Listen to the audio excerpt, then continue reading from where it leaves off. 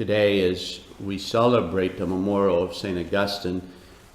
What a blessing that just yesterday we celebrated the memorial of his mom, St. Monica, and how we learned yesterday how Monica had incredible patience, and her patience allowed her to continue to intercede for her son, that he would turn his life around. And today we celebrate that actually happened, that actually happened in his life.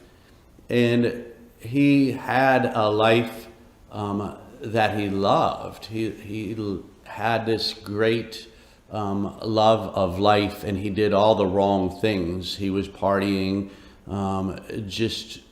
things that were bad for his soul. But after his conversion, he had a life of love, where he truly was sharing the love that God had for him with the people around him. And that's why we celebrate his life today. Today in the Gospel of Matthew that we heard the parable of the 10 virgins that came to meet the bridegroom, and how 5 were foolish and 5 were wise. And we hear about how their oil jugs, some were full and some didn't have enough. And today, as we celebrate the memorial of Augustine, I'd like to think about that little oil jug, and how the wise ones had plenty in there, and what filled that up.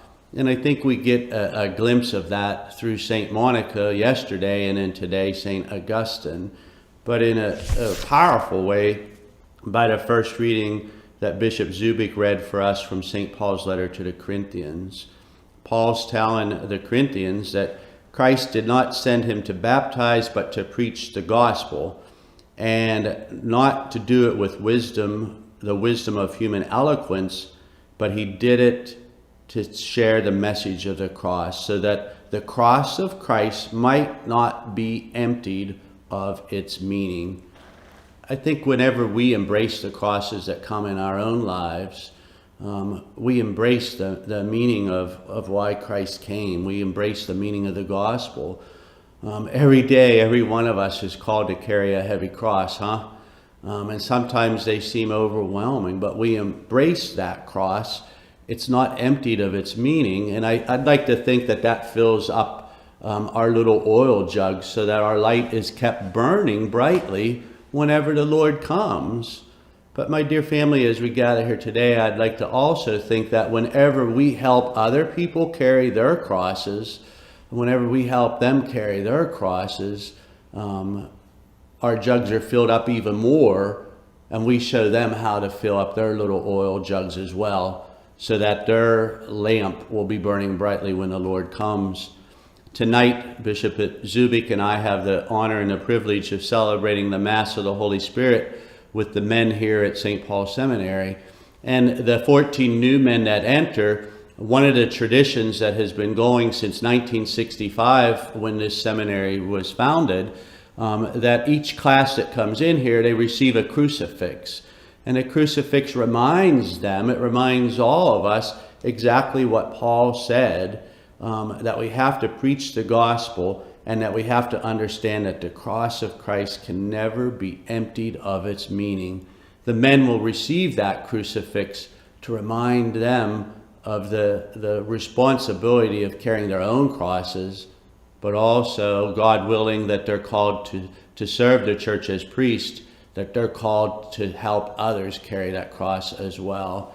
St. Augustine learned that lesson the hard way. And who taught him but his mother, St. Monica? She carried so many heavy crosses, and she allowed the way that she carried those crosses to inspire Augustine to do the exact same thing. And today the church holds him up as a saint, as a bishop, and as a doctor of the church.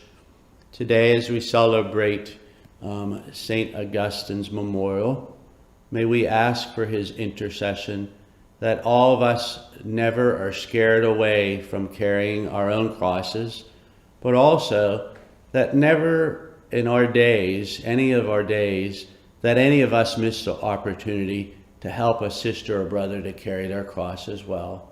May God bless us, and may we always trust in the strength and the power of the cross.